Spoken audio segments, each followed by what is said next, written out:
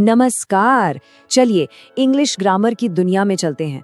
आज हम एक ऐसे टॉपिक को समझने वाले हैं जो सच कहूं तो अंग्रेजी बोलने और लिखने की नींव है, मतलब एक्टिव और पैसिव वॉइस। चलिए इस पूरे कॉन्सेप्ट को एकदम आसान बनाते हैं। इससे पहले कि हम रूल्स और डेफिनेशंस में उलझें, एक बहुत ही आसान सा सवाल पूछते हैं। किसी भी वाक्य का हीरो कौन है? यकीन मानिए, बस यही एक सवाल एक्टिव और पैसिव वॉइस के बीच का सारा फर्क समझा देगा। तो आज हम क्या क्या देखने वाले हैं? सबसे पहले समझेंगे कि ये वॉइस आखिर है क्या। फिर देखेंगे एक्टिव वॉइस क्या है, जहां सब्जेक्ट का राज चलता है। उसके बाद आएगी पैसिव वॉइस, जहां एक्शन पहले आता है। फिर सीखेंगे कि इन दोनों को आपस में बदलना कैसे है।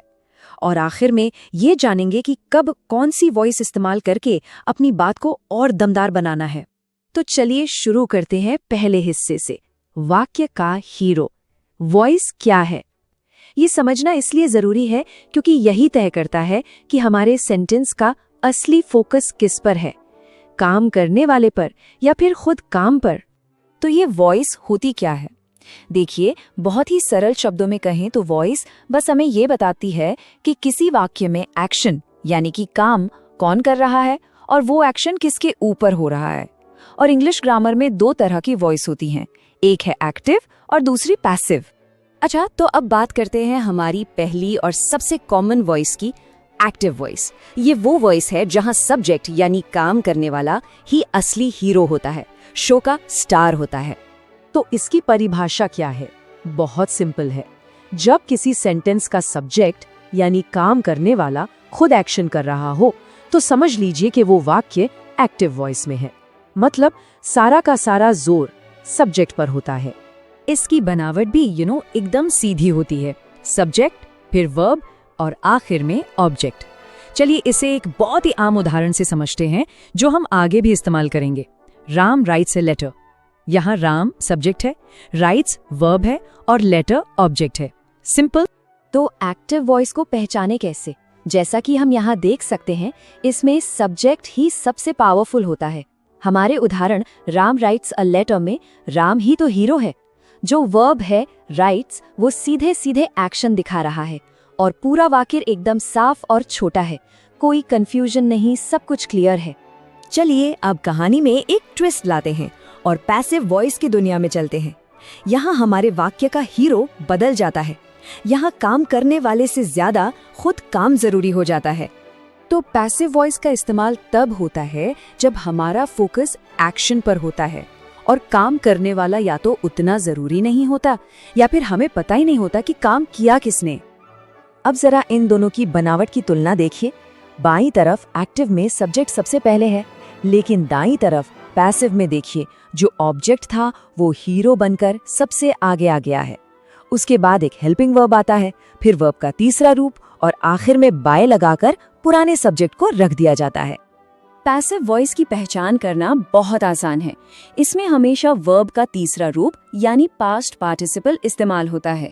साथ ही इज, वॉज या बीन जैसा कोई ना कोई हेल्पिंग वर्ब जरूर मिलेगा। अब हमारे पुराने उदाहरण को पैसिव में देखते हैं। A letter is written by Ram. यहाँ सारा फोकस पत्र पर आ गया है, राम पर नहीं। ठीक है, तो अब जब हम दोनों वॉइस को पहचानना सीख गए हैं तो चलिए सबसे मजेदार हिस्से पर आते हैं, एक वॉइस को दूसरी में कैसे बदलें। ये एक तरह का ग्रामर मैजिक है। एक्टिव से पैसिव में बदलने के ये 4 आसान से स्टेप्स हैं। स्टेप 1, एक्टिव के ऑब्जेक्ट को उठाइए और पैसिव का सब्जेक्ट बना दीजिए। स्टेप 2, जो मेन वर्ब है उसे हमेशा उसके तीसरे रूप में बदल दीजिए। स्टेप 3, वाक्य के टेंस के हिसाब से एक सही हेल्पिंग वर्ब लगाइए। और स्टेप 4, पुराने सब्जेक्ट के आगे बाय लगा दीजिए। बस। इस टेबल में एक बात पर ध्यान देना बहुत जरूरी है कि टेंस बदलने पर हेल्पिंग वर्ब कैसे बदलता है। देखिए, हर पैसिव फॉर्म में वर्ब का तीसरा रूप रिटन तो कॉमन है, वो नहीं बदल रहा। जो चीज बदल रही है वो है helping verb is being, was, will be. और यही हमें बताता है कि एक्शन आखिर किस समय में हुआ। यहाँ एक बहुत जरूरी बात याद रखने वाली है, हर वाक्य का पैसिव नहीं बनाया जा सकता। जिन क्रियाओं का कोई ऑब्जेक्ट नहीं होता, जैसे सोना, जाना, आना, उनका पैसिव फॉर्म होता ही नहीं है।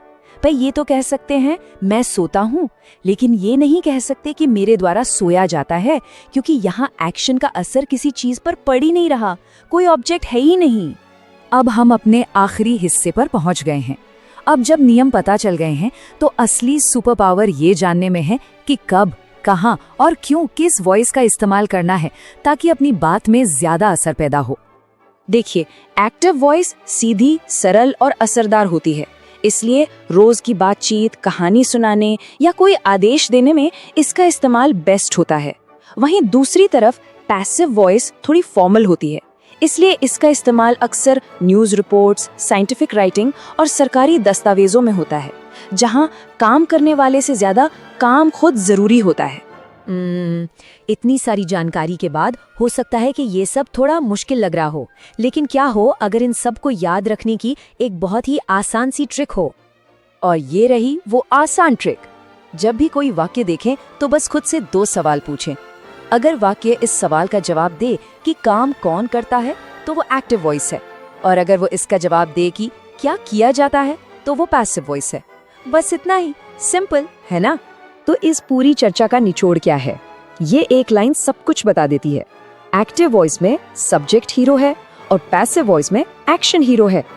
तो अब एक्टिव और पैसिव वॉइस का रहस्य सामने है।